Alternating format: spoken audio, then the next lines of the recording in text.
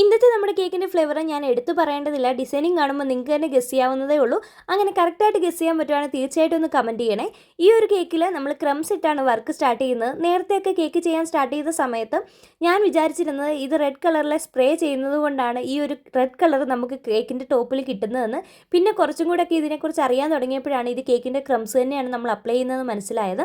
എന്തായാലും ക്രംസ് ഒക്കെ കൊടുത്തതിന് ശേഷം നമ്മൾ ടോപ്പിലായിട്ട് കുഞ്ഞ് ഫ്ലവേഴ്സാണ് കൊടുക്കുന്നത്. അതിൻ്റെ സെൻറ്ററിലായിട്ട് ചെറിയ റെഡ് കളറിലെ ഷുഗർ ബോൾസ് ഒക്കെ കൊടുക്കുന്നുണ്ട്. ഈ ഒരു ഫ്ലേവർ നമ്മൾ നേരത്തെ തന്നെ സെറ്റ് ചെയ്ത് വെച്ചിട്ടുണ്ടായിരുന്നു. ഈ ഒരു ഓർഡർ തന്ന കസ്റ്റമറിനെ കുറിച്ച് ഞാൻ നേരത്തെ നിങ്ങളുടെ അടുത്ത് ഷെയർ ചെയ്തിട്ടുണ്ടായിരുന്നു. കുവൈറ്റിൽ നിന്ന് ആനി ചേച്ചിയാണ് നമുക്ക് ഈ ഒരു ഓർഡർ തന്നത്. കഴിഞ്ഞിടയ്ക്ക് ഓർഡർ തന്നിട്ടുണ്ടായിരുന്നു. അതും ഒരു വെഡിങ് ആനിവേഴ്സറി ആയിരുന്നു. ഇതും ഒരു വെഡിങ് ആനിവേഴ്സറിക്ക് വേണ്ടിയിട്ടാണ്. അതുകൊണ്ട് തന്നെയാണ് നമ്മൾ റെഡ് വൈറ്റ് കോമ്പിനേഷൻ ചൂസ് ചെയ്തത്. ഫുൾ ചോയ്സ് നമുക്ക് വിട്ട് തന്നിട്ടുണ്ടായിരുന്നു, ഫ്ലേവർ ഉൾപ്പെടെ. അപ്പോൾ എന്തായാലും ഈ ഒരു രീതിയിൽ നമ്മൾ കേക്കിൻ്റെ ലുക്ക് കംപ്ലീറ്റ് ചെയ്തിട്ടുണ്ട്. റൈറ്റിംഗ് ഏറ്റവും ലാസ്റ്റാണ് കൊടുക്കുന്നത്. അപ്പോൾ ഫോട്ടോ ഇഷ്ടപ്പെട്ടിട്ടുണ്ടെങ്കിൽ തീർച്ചയായിട്ടും നമ്മുടെ കുഞ്ഞ് ചാനൽ സബ്സ്ക്രൈബ് ചെയ്ത് സപ്പോർട്ട് ചെയ്യാൻ മറക്കല്ലേ.